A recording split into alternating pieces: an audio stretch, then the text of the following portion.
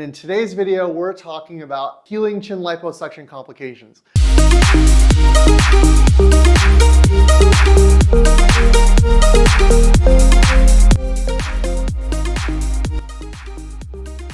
What up everyone, Dr. Sagar Patel, Beverly Hills Chin Lipo Specialist, here with AUBREY, our lymphatic specialist for post-lipo massages. And in today's video, we're talking about healing chin liposuction complications. In the end of the day, the truth is no one ever has a perfectly smooth recovery. It's definitely a whole bunch of this, and we've experienced it 100 times, and patients need to understand to be patient. That's why you're called a patient. Now, in the end of the day, what we want to do is walk you through a couple of them, give you tips and tricks on what you're doing if you're experiencing a couple things. So what we're going to talk about is banding after chin liposuction, having neck bands, especially when you look up after chin liposuction. We're going to talk about liquid in your neck, aka a seroma after chin liposuction. We're going to talk about skin problems after chin liposuction. We're going to talk about, what else? Fibrosis, and we're going to talk about persistent scarring after chin liposuction. So let's break it down, get ready to watch this video. So let's start with the most common thing, and that's going to be banding after chin liposuction. So I'm going to start by telling you what the heck that is.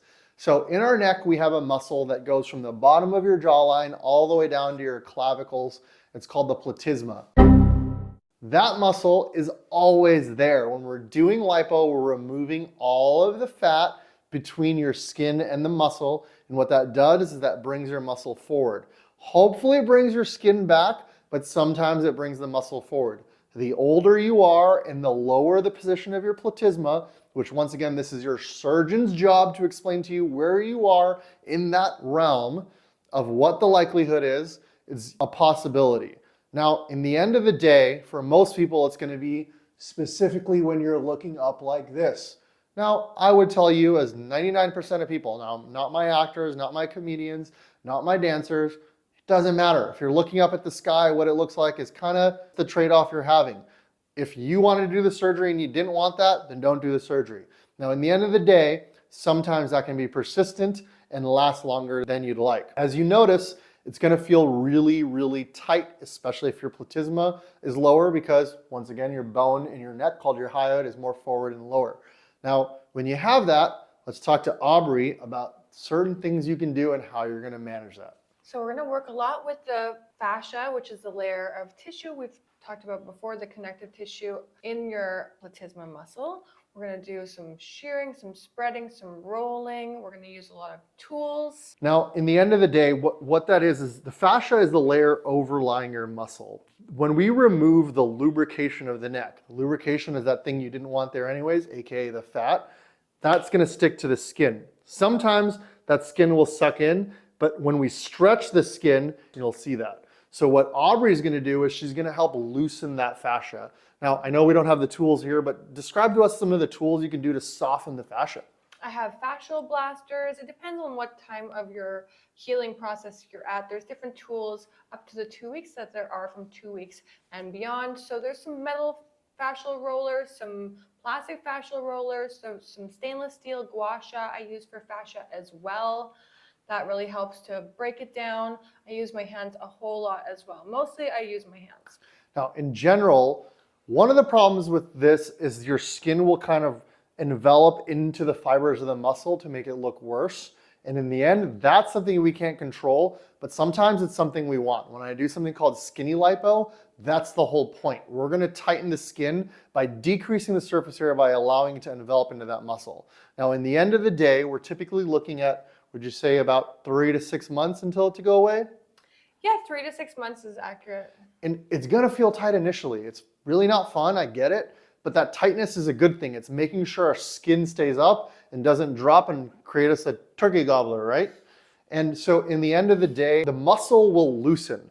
What are things we can do to loosen the muscle earlier if it's uncomfortable? Botox. Botox is always going to weaken that muscle, but in general, in certain patients, we don't want that skin to loosen earlier than not. Over the course of 3 to 6 months, it should definitely get better. So if you're freaking out about banding after chin liposuction, don't you worry about it. It will get better with time for most people. Now, let's talk about the next thing. The The next thing is going to be a very odd thing called a seroma. So as we undergo trauma to our body makes liquid. The same way if you skin your knee on a skateboard and you start weeping, our body's releasing liquid, and our lymphatic system is in charge of absorbing it. Now, can you tell us a little bit about what the lymphatic system is? The lymphatic system is all throughout your body. You have different lymph node branches throughout your body. There's about 400 to 600 in your whole body. And in the chin, there's 1/3. You have a whole bunch in your head, neck, and face.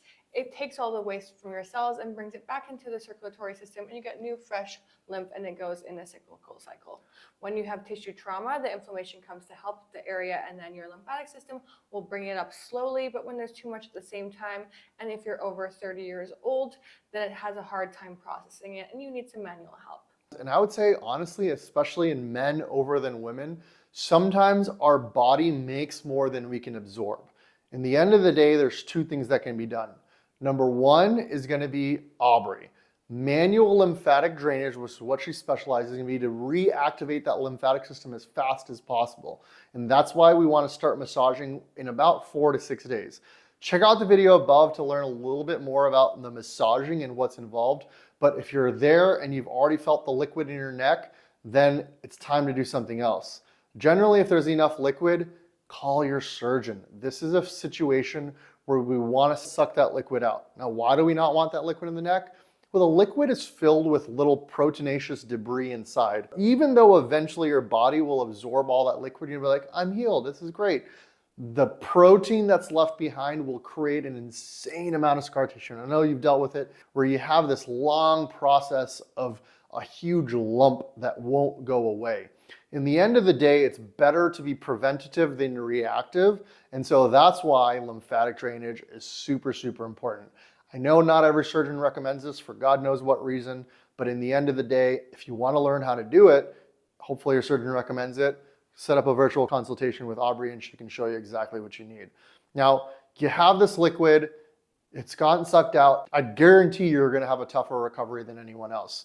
Generally speaking, those patients need repeat steroid injections in order to help break up that proteinaceous debris, and multiple times you will need repeat aspirations or sucking out of that fluid in order to get there. The hardest part about this as a surgeon is I can't see you every day to see if you have it or not, because it honestly is pretty rare. That's where AUBREY comes in. How many times have you found seromas in my patients? A couple times, 3 or 4? Yeah, a couple times, not that many. And in the end of the day, it's not that I can't do it or you can't do it. It's that that's the benefit of having someone touch you, specifically someone who knows what they're doing and can say, hey, Dr. Patel, something's up. You need to see this patient. And that's when I trust her to know, hey, we got to get this liquid out. But if you're feeling that there's liquid there, definitely call your surgeon. All right, let's move on to the next issue. So what we're going to talk about now is skin, right? So being perfectly honest, this is the toughest one. In the end of the day, it really comes down to your surgeon and being honest with you. If you're over the age of 35, your skin's not going to be perfect. It's very rare that you're going to have a smooth baby's butt neck afterwards. Our skin just doesn't retract the same way because we don't have the same reticulin, collagen, fibers. A couple of wrinkles sometimes is worth the trade-off of having to do a full neck lift and get smooth skin. Some patients are like, hey, I only want smooth skin. And some people are like, hey, I'll take lipo because that imperfect skin is better than a huge double chin. And that's a good trade-off. But that honestly, in my opinion, comes down to a surgeon counseling you, taking time and exploring your options and showing you photos like this, where even though it's a good result, the skin's imperfect, but it's a good result and the patient is happy. In the end of the day, even a masseuse, even your headband is not going to lead to a perfect result. Wrinkly skin after liposuction is always a possibility for older patients. I call it crepey skin after chin liposuction, but in the end of the day, if you pinch your neck and you see it's all wrinkly, like mine, chances are you're going to have a little bit of more wrinkling after surgery microscopically, but macroscopically, if we can get rid of that double chin, you still will have a better result to begin with. What's the last thing we wanted to talk about? Persistent fibrosis after surgery. So this is where AUBREY comes in. So some people have varying degrees of hardening in the neck, whether it's one lump in one area that just won't frickin' go away, or your whole neck is just one big sheet of scar, that's where our masseuses come in. So let's just say you have one area here. How would you counsel a patient? I would get them to pinch and roll, circle it while you're pinching it. Just mobilize the whole area. You can work on the areas around it as well because the fascia does spread throughout, and opening around it will also help open in the middle of it. So basically like you're popping a pimple, right? Yeah, you can squeeze it, you can squeeze and roll, you can squeeze and circle, mobilize it very vigorously. And in general, just to ask you a basic question, is it going to go away completely immediately? No, it takes around 2 to 6 months to start to soften. And it also depends on how proactive you are with your lymphatic drainage to begin with and your post-operative fascial fibrosis scarring work. Now, I wish everyone could be the same, but unfortunately, people sometimes just have persistent lumps or lipolumpies afterwards. The key is be persistent. The cool part is when you massage it, it gets better, right? And then you think Aubrey's great, but then it comes back the day later. The key is at least you believe us that it'll get better, but you just got to keep working at it. In the end of the day, keep massaging until this part of your neck feels like this part of your neck, and you'll eventually get there. Persistence pays off when it comes to liposuction massages. Never back down, never what? Never give up. Never back down, never what? Never give up. Let's get it. Let's go. Now, I know that's a lot of information. There's probably some more complications we're missing, but in the end of the day, post-chin lipo complications that can be dealt with massage and various techniques are very common.